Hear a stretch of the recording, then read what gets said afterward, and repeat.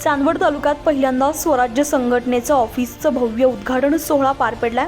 उत्तर महाराष्ट्र प्रमुख केशव गोसावी, माजी आमदार शिरीष कोतवाल, राज्य कार्यकारिणी सदस्य ज्ञानेश्वर थोरात यांच्या हस्ते फीत कापून हा भव्य उद्घाटन सोहळा पार पडलाय। चांदवड तालुक्यातील स्वराज्य संघटनेचे तालुका प्रमुख ललित भाऊ उशीर यांचा वाढदिवसाचं औचित्य साधून तसेच चांदवड तालुक्यामध्ये स्वराज्य संघटनेचे पहिल्या कार्यालयाचे उद्घाटन संपन्न झाले।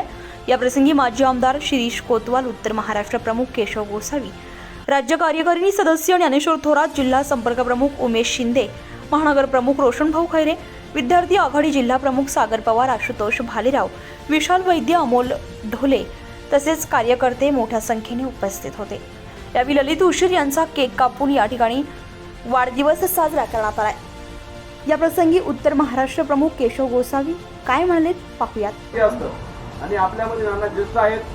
नाना, तुम्ही निश्चितच स्वराज्याच्या पाठीमागे उभं राहावं आणि तुमच्या ताकदीने अजून सुद्धा स्वराज्य कसं पुढे व्हावं, कारण छत्रपती संभाजी महाराजांचं एवढं एकच म्हणणं आहे की आम्हाला प्रस्थापित लोक नकोय, आम्हाला तळागाळातले लोक असले पाहिजे आमच्याबरोबर। नाही तर आज नाना तुम्हाला सांगू इच्छितो की आमदार खासदार लाईन लावून होते पण एकालाही घेतलं नाही। मी माझ्या पदासाठी उत्तर महाराष्ट्रात 3 आमदार उत्सुक होते, तरी सुद्धा स्वतः छत्रपतींनी नाही सांगितलं। याचं कारण असं आहे की महाराजांना तळागाळातले कार्यकर्ते घडवायचे आहेत, शेतकऱ्याचा मुलगा घडवायचा आहे। तर निश्चितच नाना, तुम्हाला आता आम्ही एक छत्रपतींचा मावळा म्हणून किंवा छत्रपतींचा एक आशीर्वाद म्हणून तुम्ही आमच्या भाऊंच्या पाठीशी उभं राहावं आणि इथून पुढे त्यांना साथ द्यावा अशी मी तुम्हाला आग्रहाची विनंती करतो। आणि योगायोग आला तर स्वराज्यामध्ये तुम्ही आला तर खूपच चांगलं होईल, कारण छत्रपतींना आपल्यासारख्या माणसांची गरज आहे, भक्तांची गरज आहे। कोणता काळ कधी येईल कसा येईल सांगता येत नाही, म्हणून निश्चित नानाही प्रयत्न करतील स्वराज्य वाढवण्यासाठी। आणि नाना आले तर आम्हाला नाही तर छत्रपतींनाही आनंद होईल, कारण ज्येष्ठ माणसांची गरज आहे। आणि नाना ज्यावेळेस इथं बसल्यामधल्या पहिल्यांदा छत्रपतींचा विषय घेतला म्हणजे मला आवडलं। नाही तर नानासाहेब कधी कधी असं बाजूला बसल्यानंतर ते लोक विचारतात स्वराज्य पक्ष कसा वाढणार, नानांनी पहिलं छत्रपतींना विचारलं। म्हणजे सांगण्याचं तात्पर्य की छत्रपती हा प्रत्येकाच्या कुठल्याही पक्षात काम करू द्या पण छत्रपतींबद्दल असलेला आदर हा असला पाहिजे। निश्चित नानांमध्ये आहेत। नाना, तुम्ही स्वराज्यात लवकरात लवकर यावा अशी मी तुम्हाला आग्रहाची विनंती करतो। आणि निश्चितच उशीर भाऊ आमच्या स्वराज्यासाठी जी तळमळ करतात, धडपड करतात, हा वाढदिवस हा तुमचा नाहीये, हा स्वराज्याचा वाढदिवस आहे। कारण स्वराज्याचं ऑफिस उभं राहत आहे याचा अर्थ असा आहे की हा वाढदिवस स्वराज्याचा आहे। निश्चितच तुम्हाला खूप खूप शुभेच्छा देतो माझ्या कुटुंबाच्या वतीनं, माझ्या परिवाराच्या वतीनं तुम्हाला खूप खूप शुभेच्छा। आणि तुमच्या अजून स्वराज्याचं काम जोरात घडो अशा मी तुम्हाला स्वराज्याच्या वतीनं शुभेच्छा देतो। तसेच माजी आमदार शिरीष कोतवाल यांनी देखील आपलं मनोगत व्यक्त केलंय। ऑफिसचं उद्घाटन आपल्या हस्ते झालेले, आपण चांदवडचे माजी आमदार आहात, काय सांगाल, कशा त्यांच्या? मी खऱ्या अर्थानं ललित उशीर आणि त्यांच्या सगळ्या सहकार्यांना धन्यवाद देतो, आभार मानतो। या ठिकाणी स्वराज्य संघटनेच्या ऑफिसची त्यांनी निर्मिती केली। शिक्षण, सहकार, शेती या सगळ्या विषयावर स्वराज्य पक्षाचे जे विचार आहे ते निश्चितच तरुणांना पूरक आहे। महाराजांची जो वारसा या निमित्तानं चालला जातो आहे हा समाजाला प्रेरणादायी आहे। स्वराज्य संघटनेचे राज्य कार्यकारिणी सदस्य ज्ञानेश्वर थोरात यांनी देखील आपलं मनोगत यावेळी व्यक्त केलंय।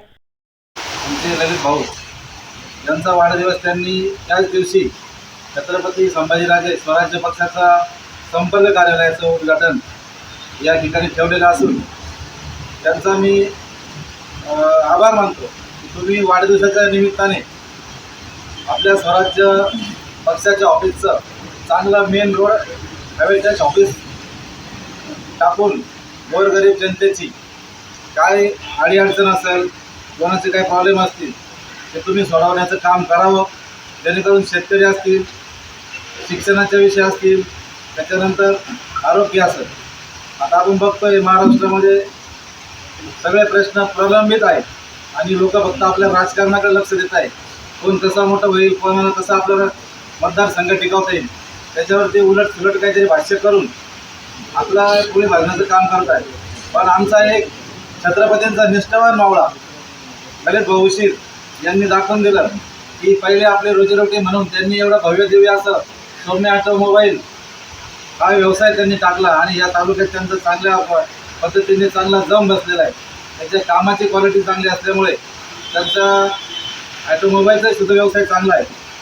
आणि त्यांनी एक व्यवसायात असताना विचार केला की छत्रपती शिवाजी महाराजांना आपण 350-400 वर्षापूर्वी साथ देऊ शकलो नाही, पण त्यांच्याच वंशज साक्षात छत्रपती संभाजीराजे यांनी पक्षाची स्थापना केलेली आहे आणि आपण एक छत्रपतींचा मावळा म्हणून त्यांनी संभाजीराजांच्या स्वराज्य पक्षामध्ये प्रवेश करून आणि छत्रपतींचे हात बळकट करण्यासाठी आज त्यांच्या चांदवडमध्ये संपर्क कार्यालय चालू केलेलं आहे.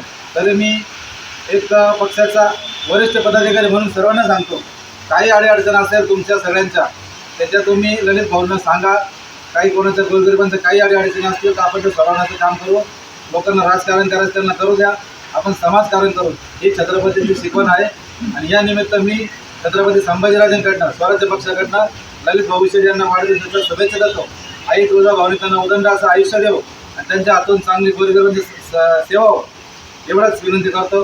जय हिंद जय श्री. यावेळी चांदवड परिसरातील ललित उशीर यांच्या वाढदिवसानिमित्त ग्रामीण भागातून नाशिकमधून देखील पदाधिकारी मोठ्या संख्येने उपस्थित होते. न्यूज वन मराठीसाठी प्रकाश दुर्वे, नाशिक.